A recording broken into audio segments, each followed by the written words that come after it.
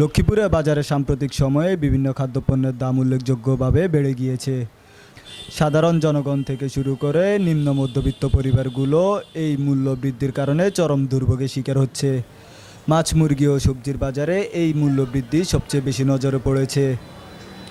বাজারে মাছের দাম অত্যন্ত বেড়ে গিয়েছে। ইলিশ, রুই, কাতলা, পাঙ্গাস সহ দেশীয় বিভিন্ন প্রজাতির মাছের কেজি প্রতি দাম 50 থেকে 100 টাকা পর্যন্ত বেড়ে গিয়েছে। চাষের মাছের তুলনায় নদীর মাছের দাম আরও বেশি বৃদ্ধি পেয়েছে। বিশেষ করে ভরা মৌসুমেও চড়া দামে বিক্রি হচ্ছে ইলিশ, যা এখন আগের তুলনায় দাম বৃদ্ধি পেয়েছে কেজি প্রতি 100 থেকে 200 টাকা পর্যন্ত, যা ক্রেতাদের জন্য ক্রমাগত দুশ্চিন্তার কারণ হয়ে দাঁড়িয়েছে। লইছি বাঙ্গাস মাছ তো পর্তায় মিলে না, বোঝেন না, মাছের দাম তো বেশি। আমরা তো সাধারণ মানুষ, আমরা তো পর্তায় মিলে না, এই আর কি, কোনো রকম চলন আর কি। মুরগির দামও ঊর্ধ্বগতি লক্ষ্য করা গিয়েছে। বিশেষ করে ব্রয়লার মুরগি প্রতি কেজির দাম 15 থেকে 20 টাকা পর্যন্ত বেড়ে গিয়েছে। খামারিরা জানান, মুরগির খাদ্যের দাম বাড়ার কারণে এই মূল্য বৃদ্ধি হয়েছে। খাদ্য ব্যবসা করে, খাদ্য ফ্যাক্টরি আছে যাদের, এদের উপরে যদি খাদ্যের দামটা কমানোর জন্য যদি করা পদক্ষেপ নেওয়া যায়, তাহলে মুরগির দামটা সাধারণ মানুষের কম রেটে পাইবে। দেশি মুরগির দামও সাধারণ মানুষের হাতের নাগালের বাইরে চলে যাচ্ছে। সরকার নির্ধারিত ডিমের দাম 11 টাকা 87 পয়সা থাকলেও খুচরা বাজারে ডিমের দাম কমছে না।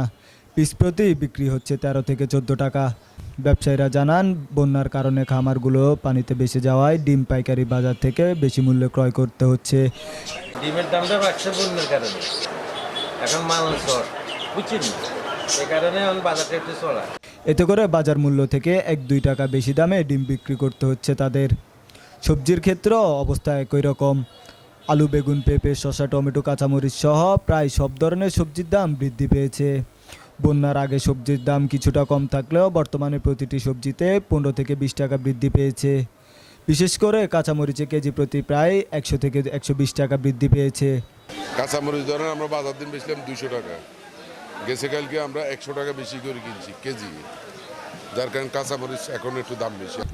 বাজার বিশ্লেষকরা বলছেন, সরবরাহ চেইনে অসামঞ্জস্যতা, উৎপাদন খরচ বৃদ্ধি এবং পরিবহন খরচের কারণে এই মূল্য বৃদ্ধি দেখা দিয়েছে।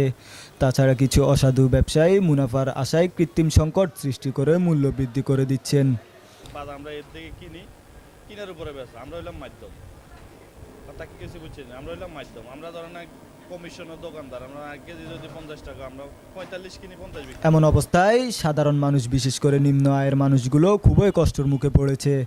প্রয়োজনীয় খাদ্যপণ্য ক্রয় করতে গিয়ে অনেকেই বাজেট সংকটে পড়ছে। পরিস্থিতি নিয়ন্ত্রণে সরকার বাজার মনিটরিং ও ভর্তুকি প্রদানের মতো কিছু ব্যবস্থা গ্রহণ করতে পারে বলে বিশেষজ্ঞরা মতামত দিয়েছেন। সরকারের মনিটরিং টিমের প্রয়োজন আছে।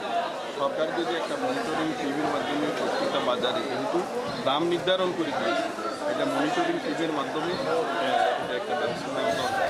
এই দ্রব্যমূল্য নিয়ন্ত্রণে না আসলে দৈনন্দিন জীবনযাত্রায় আরও বেশি প্রভাব পড়ার আশঙ্কা রয়েছে। News desk, Lakshmipur Times.